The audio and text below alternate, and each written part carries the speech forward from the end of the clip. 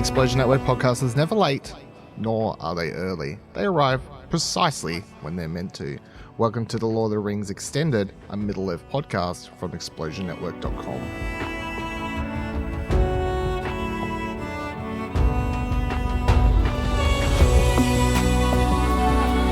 It's time for the season finale of The Rings of Power. Shadow and Flame is the episode title. The free people of Middle-earth struggle against the forces of darkness.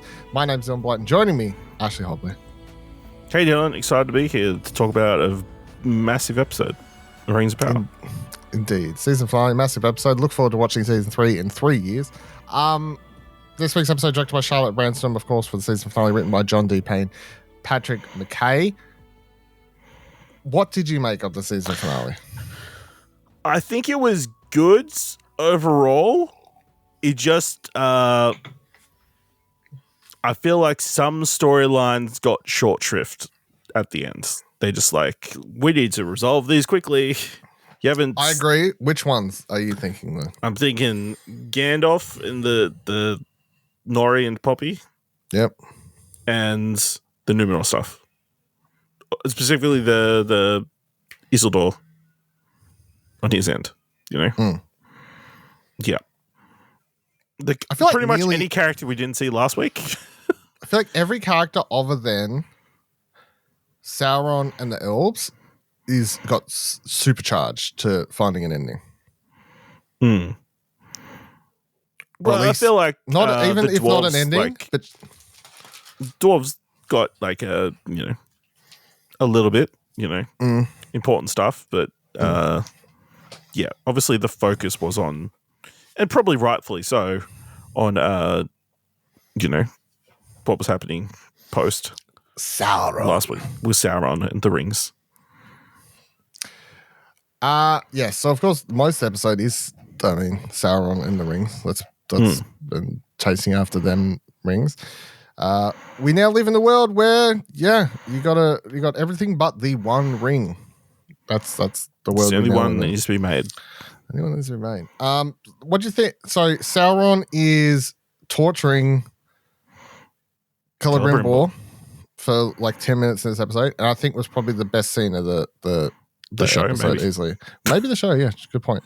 But yeah, I definitely, not the torturing that made it stand out, but just, I think Kullagrimbor, the performance, the speech about, darkness, light overshadowing, one will live you down, blah, blah, like Sauron getting pissed off at him and then spearing him and all that sort of stuff. Like, that was sort of him.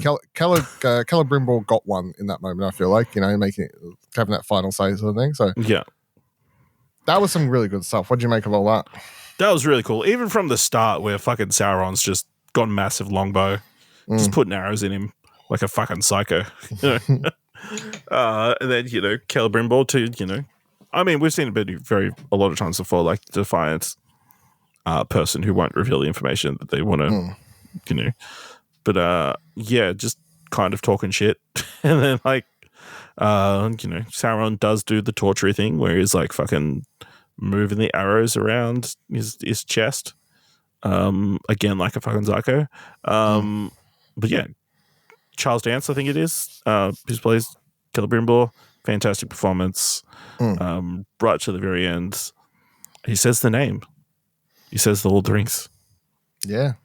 And you know what? Because it's always that thing, if you're going to do that thing where you say the name of the thing in the thing, it's always, well, I don't say always, most of the time it's corny and it's a joke. People will joke about, meme about people saying the name of the thing in the thing. Yeah. But it felt good. Yeah. Because it was like he was mocking, in a mocking way, kind of the title of Lord of the Rings. Yeah. The Lord. Which is weird when you think about this is the massive series. You use the title of the series as like in a derogatory kind of. I guess the series is really called Middle Earth, right? I guess, but the main series of books, those 3 books are Lord of the Rings. Yeah. But yeah, I guess the overarching connecting thing has always been like it's Middle Earth. Yeah. It's quite funny also to think of do you ever think about the amount of time and stories and stuff that happen and have been talked about that Tolkien wrote about, and then the Lord of the Rings to Return the King is like, I don't know, a couple of years. Like it's such a small it's just a fraction. It's a fraction of the time world he makes everything. created. Yeah, it's wild. So then Sauron. So some of the orcs come in. Urks run in. Yeah, including old mate who was upset that Adar was like sending them out to their death last episode. Yeah, in his opinion. Yeah. And he, there's a freeze frame there, and we sort of cut away. We get this scene where Adar has the one ring. Sorry, not the one ring. Has a one ring. of the Here's Galadriel's elf rings on. Galadriel's ring, yeah. And that was a very cool scene. He's like sort of bent over a tree. Galadriel comes up, speaks to him. He's healed on his face. Looks like he's actual again. Elf. He's elvish again. Really defining. And another great moment for this episode, I thought, that exchange between him and Galadriel, where you could see that for all the evil things that Adar may have done, he is like earnest in his want for his children, as he calls them. Yeah. And the fact that he chose to take the ring off is like sort of his commitment. Like he doesn't want his elvish side back. He is all for his children. Yeah. Yeah. He's committed. I thought that was a really nice moment, which was necessary for what comes after, I guess, Yeah. Yeah. So then that little turncoat orc brought back in. Oh no, Sauron, blah blah blah. Little bitch then stabs him. Yeah. And then they go ham on him like they go ham on him like they were on Sauron in episode 1. Yeah. Yeah. And Galadriel's just standing there. Yeah. What do you do? Like, like. I was confused for a moment. I'm like, oh, she's standing. Like, do they walk away to have this moment, but no, she's just there. She's just behind them, yeah. So, and that was that was some evil stuff. Sauron comes in. Oh, hi, Galadriel. Oh, hi, Mark. What's up? Hi, Galadriel. It's me. It's me. Gets his final moment. Looks at Adar. Says, "This is what you get for betraying me, you little fuck." Yeah. I love full circles. He really gets like prison shivved. You know what I mean? Oh yeah. It is time and time again. He takes a few. They call him Swiss. They call him Swiss cheese for a reason. It's like, where did all these orcs come from who weren't at our side? I think it's just they follow who. I don't know. They're like, oh, he got stabbed. Let's all stab. Oh, no, actually, now I think about it, Sauron's like, oh, do you know about orcs? When they smell blood, they go into a frenzy. So maybe it was a case of that. So he gets his orcs. Then we get Galadriel. So Galadriel has a fight with Sauron that cuts between some other things in this while it's all happening. What'd you make of the fight scene between the two of them? Because obviously it's one of the more extensive one-on-one sword fights that was sort of had in the show up until this point. What'd you make of that? Well put together. Obviously, you've got a lot of cuts to him transitioning into different illusions or imageries of like him becoming what was he called last season? Brant or whatever. Yeah, whatever it is. Yeah, he pretended to be, or Halbrand. Into Halbrand, that's right. Or switching into fucking Kullagrimbor or into freaking Galadriel herself. And I thought it was really well put together. And also there's they continue the yearning between Sauron. He still has a thing for Galadriel and wishes they were an item, but I thought it was a good fight. I feel like it was decent. It wasn't overshot. It wasn't over edited. You could tell they did some choreography. I don't think it was shot particularly well though, and not made the best of maybe what they'd learnt to do, which was my own thing. I mean, it wasn't like seamless. I think there's one moment that was like, oh, that's really pretty shoddy. Galadriel like jumps down from like a higher spot. It's like, obviously they put her on wires and they've just sped her up. Yeah. Little things like that. And then like you can see when you do the illusion transitions, it's like someone walks behind a thing and then they come out the other side, It's like, okay, that's fine. I don't mind some cost cutting after last week. Basic is fine. filmmaking, I can. That's fine. I can handle. Yeah. And again, I appreciate that you could tell that they like most of it was, as you said, like wires and just like actual stuff. Yeah, at least it wasn't CGI. Real actors and just you could tell it was from a director who hasn't shot a lot of that. Is the thing. So their fight ends with he thinks he's got Galadriel under his control. He sort of has her at the edge of this forest. Says, "Hey, give me the ring. I was going to give you a throne. All these sorts of things." Galadriel stands up. She looks like she's about to turn it over. He thinks that she's under his control because he stabbed her with his crown thing, whatever the name of that thing is. I'm sure it has a special name in the Lord of the Rings thesaurus. Morgenstern or something. Yeah. Stabs him with that big black hole right above the heart. But she says, "Nah, peace out, bro," and falls off the cliff there. That was cool. Cool moment. Classic. She choose to sacrifice herself instead of giving him the ring.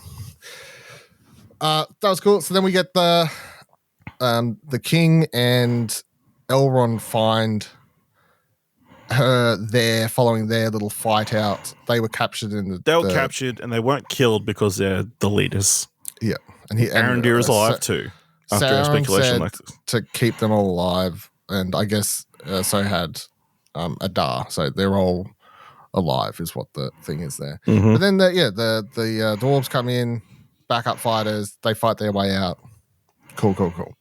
We'll touch base on the elves in a second, of course. But Durin isn't there anyway. It's just like he stays back, but he sends in his people to help. His people, So then after they fight their way out, Elrond and the king, they see her fall or see someone fall from the cliff.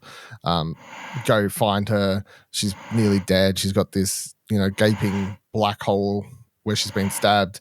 The king tries to help, not powerful enough. Elrond finally says, "All right, I can help," and he actually puts the ring on for once to save her.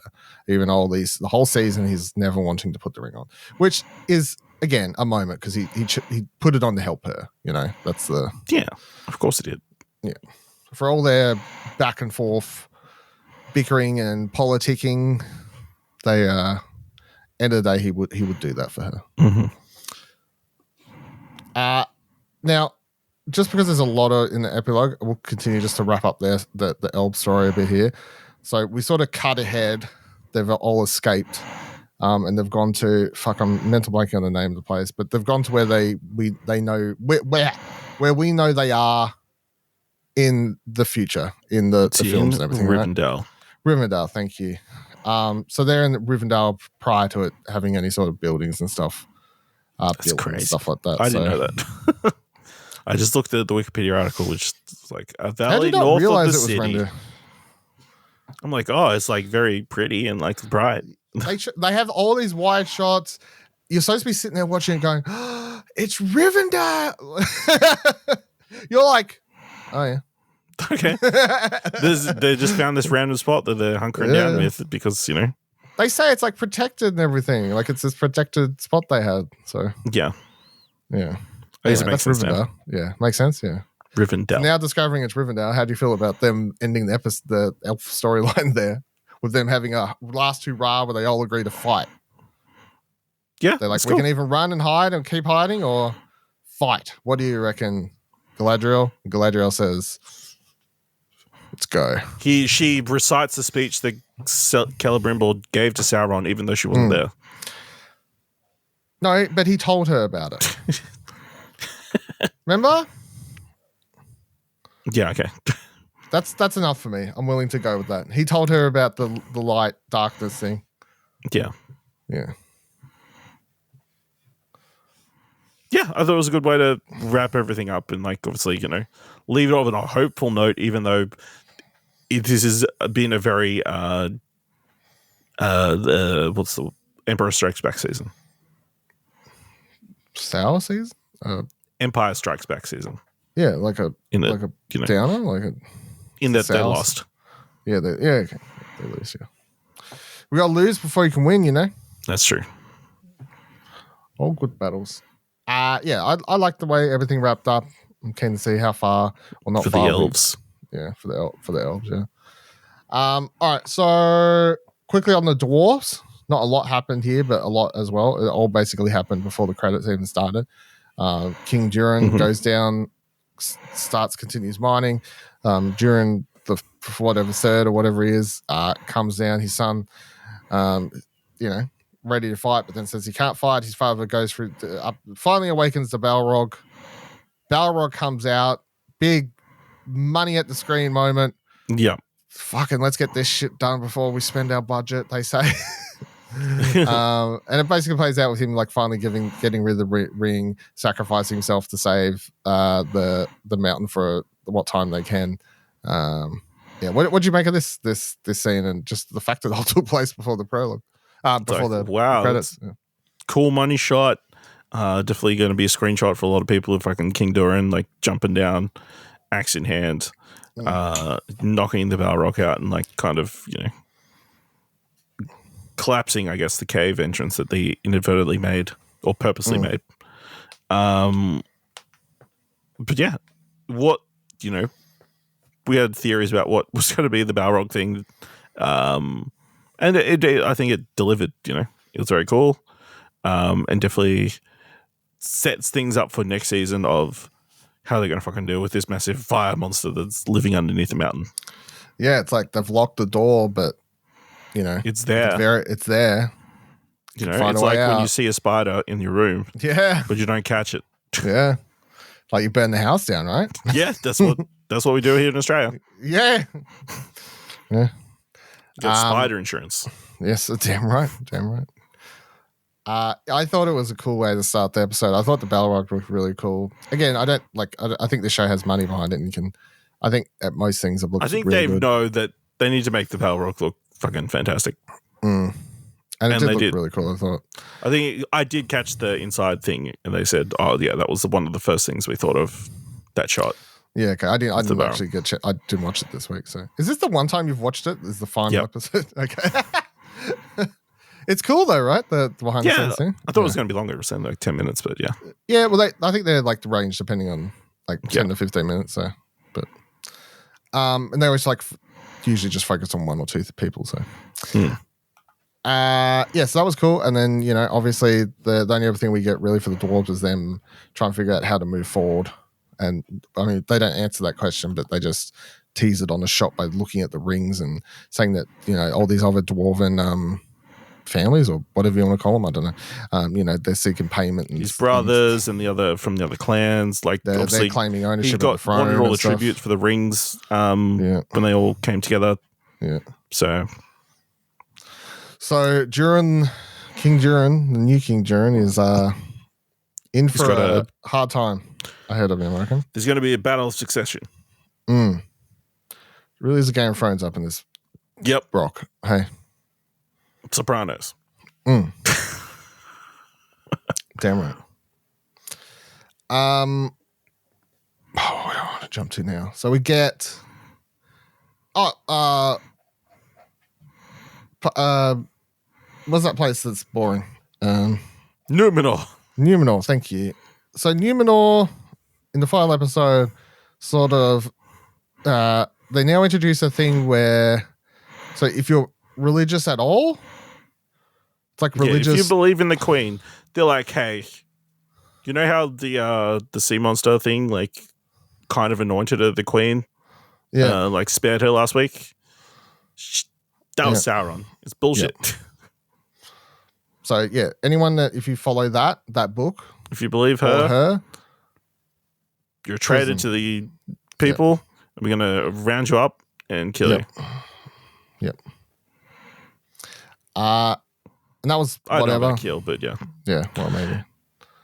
Doesn't matter. I can't remember what else really went on here. The only thing of note that went on here is that the daughter finally did something good for her dad. Gave him the tip to get out of there. He goes to visit the Queen, and she's like, "No, I need to stay here. You go. Get out of here." He's like, "Oh, I guess I'll go see my son in the West." It's like, oh, okay, I guess that's what's going to happen next season. But yeah, that was kind of it. Númenor's gone to shit. I was going to say that. I mean, that is the thing, but the thing of note is that he gets the sword Narsil, which is the sword that will eventually be used to chop Sauron's finger off, and is also the same sword that is eventually wielded by Aragorn. So that was the only thing of note, I think, at least in my that happened in all of that. I didn't know. Yeah. Like, oh, you got a fancy sword. I don't. No, to be fair, I just see sword and I just googled what the. So I was like, oh, that's making too much. They're making too much of this sword. You know, Correct, it must be important. It must be important. I Google says that's the sword that you know that he uses. That or not? Was it? No. Well, he doesn't use. His son uses. Sorry. Talking about his son. His son on a boat back to Númenor. Basically, but he has to deal with fucking Kemen, the worst character in this entire show. Yep, pretty much. He's even more of a prick this episode. Yeah, I mean, I feel like out of a lot of the characters and arcs and storylines, so the Númenor storyline next season is just, I guess, him raising a civil war against. Yeah, like that's what makes sense to me, I guess. Whereas, like, fuck Númenor, go back to Middle Earth. Yeah, and then that'll be and then the downfall of Númenor happens, I guess. I don't know. Like, I feel like that's... Yeah. And then you've also got the Lowmen who are being tasked with cutting down all the trees. And we know how that's going to go. I don't think that's going to go down well with certain sentient trees. Yeah. These Ents are going to be pissed. Especially since someone's made a deal to...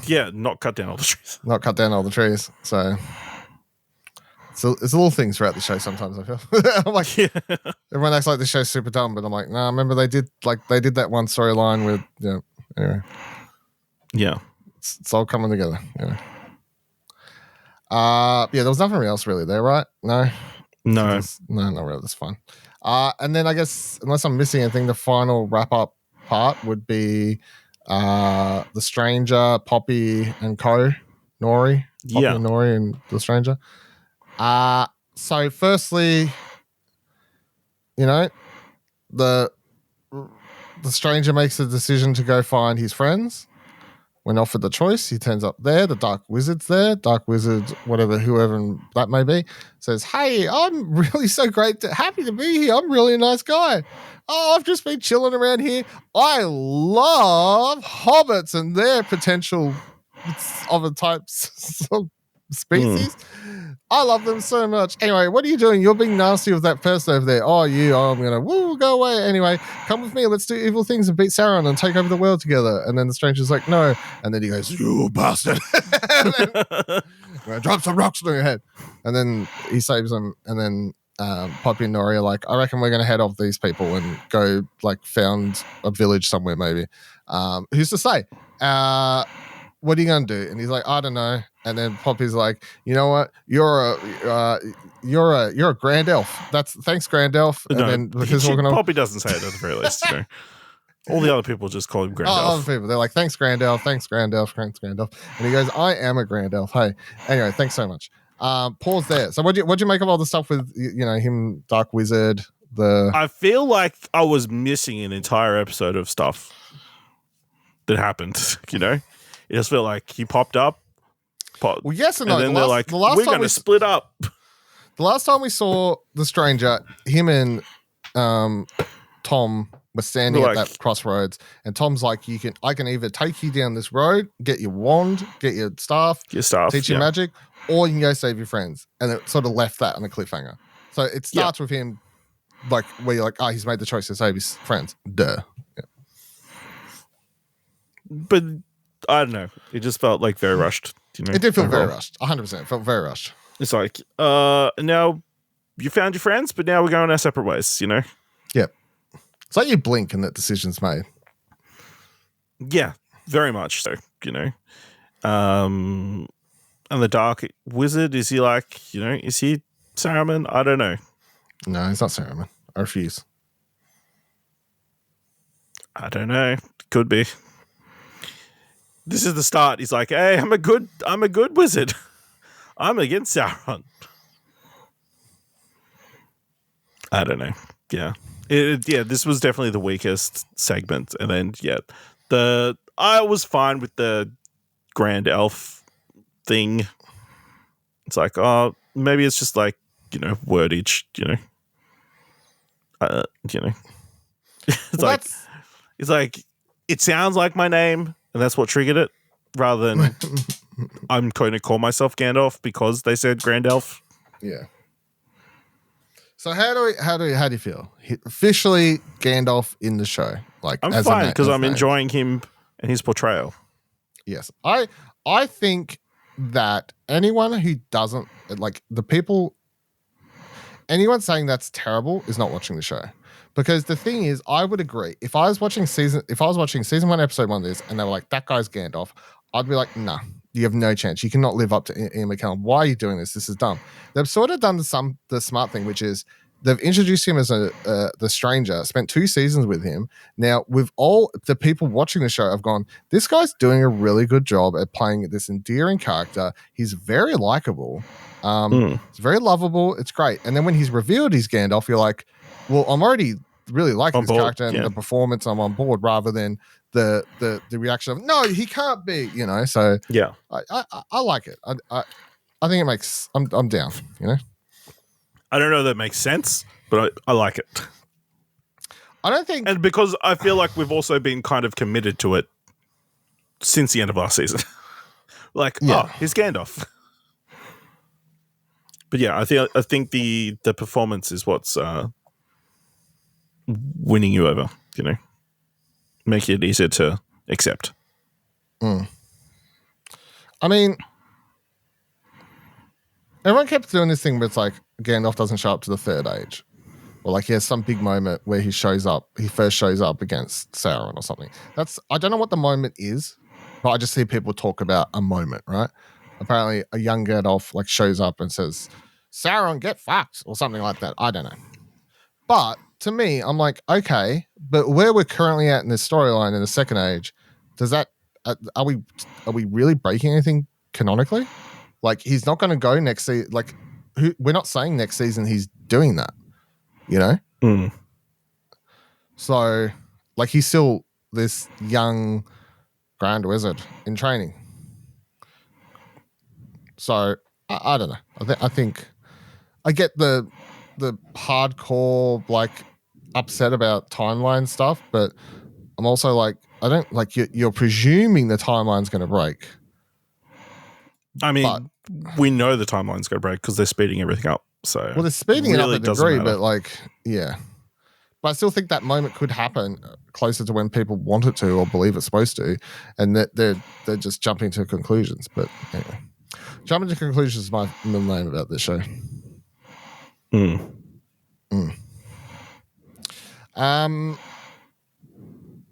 Yeah, what have I missed? Anything? No, I think we hit most things. What'd you think of the season overall? This year, season 2. I enjoyed it. We had a good time. There's a lot to talk about. A lot of big battles. Lots of cool moments. Yeah, we got to end with more Tom Bombadil. Yeah, after Gandalf gets his staff, and he gets to sing his song. He gets to sing a song. Gonna learn magic. It's all going to be fun and dandy. So yeah, I'm keen. Do we 100% know there's going to be a third season? I don't think they've 100% confirmed it yet, but I did see. Hold on, where do I have it? There was. Sorry, it just reminded me of something live. Sorry. There was. I saved it. Fuck. Hold on. There was a story about the viewership I saw. Blah blah blah blah. Here we go. Lord of the Rings. Deadline. Deadline said Prime Video has updated viewership figures for both seasons of Lord of the Rings Power. Both seasons, but anyway. To date, season 1 has attracted more than 150 million global viewers. Head of MGM's studio, she added blah, blah, blah, blah. She added that UK is among the top regions in terms of series viewership. So far, season 2 has managed 55 million global viewers ahead of the finale. Deadline writes it's likely that Jennifer Salk is referring to the number of accounts that watched as opposed to the actual number of viewers, since it would be impossible for Amazon to measure how many people were viewing at a time when that count was streaming. That's interesting. Yeah. So they say a capability that Nielsen has due to its own data on how many people live in the households the company measures. Oh, there you go. Cool. So the numbers aren't bad. No. So I'm going to say yes. I would be shocked. Like, this would be the most shocking cancellation if they were to cancel it. Yeah. I think this is one of those shows I think they've got so much in it, Yeah. They've put so much effort into it. I would be surprised if they at least find a ending point. So they want 3 more seasons is what they want. They want, but, they're like, we're going to give you 1 more. I'm sure they could figure out a way. We can't race it in. You just have to wrap up something. You would wrap it up in a way where maybe you finish the story in another way. I would say those numbers are good so far. Like, I do think that this is one of those shows where I truly believe the people angry about it online are such a vocal minority to compare to the amount of people who are just watching this and have no idea. Like, they're tuning in each week going, oh, Lord of the Rings show, awesome. Like, can you imagine, like, years and years ago being like, there'll be a high quality, high pay, like, big budget Lord of the Rings TV show? Like, I know that, like, we say this about lots of things, but, like, there are people watching it just going, man, how good is it to have a Lord of the Rings TV show?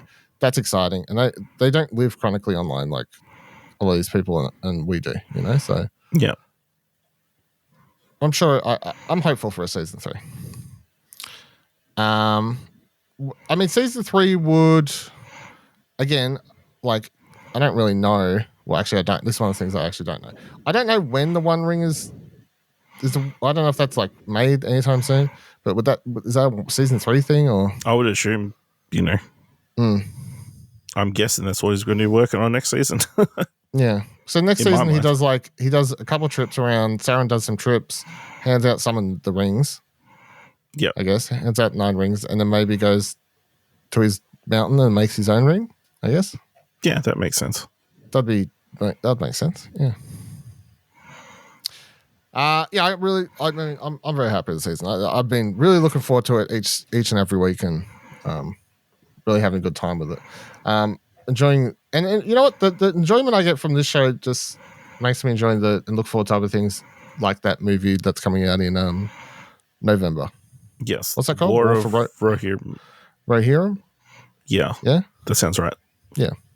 So, I mean, not that I wasn't going to watch it already, but, like, this watching the season finale this time I was like, oh, damn, no more Lord of the Rings pages. And I was like, oh, wait, I have some soon in a movie theater. I mean, when I was, I'll be honest, I was like, man, I should go back and play Shadow of War. Like, Definitely not going to do that, but that's no. I appreciate the thought. The thought is there. I want to go kill some orcs. Yeah, don't we all? Yeah. Talk to Kullagrimbor again. Do you reckon there's canon that he's still alive in a ghost form in some random dude? Oh yeah, that game's definitely that was canon, right? No one had any fuss about that, right? Though, did they? No, but for this show, for some reason, black dwarves, black elves. You ruined them. All right, thank you very much for joining us for this season of the Lord of the Rings Extended, The Rings of Power Season 2 discussion. We will be back. I would like to do a spoiler cast on here for the movie in November when it's out. I think that would be fun to discuss that on full spoiler thoughts on that. And of course, we'll be back for Season 3 whenever that's announced. Maybe do a trailer discussion, things like that. If you're going to check out other shows similar to this from us, of course, you can find everything on explosionnetwork.com. You can find other podcasts, news review shows over there. Other similar stuff at the moment would be over on All New Marvelcast. We are doing our week-by-week watch of it. Agatha All Along, sorry. And then Holocron entries, we will be on that podcast talking about the upcoming Star Wars series, Skeleton Crew, very soon as well. So if you like listening to watch-alongs, those would be the shows. If you want to hear us talk about general movies, TV content, what do you want to watch? Weekly movie, TV discussions. Alrighty, thank you so much. Goodbye.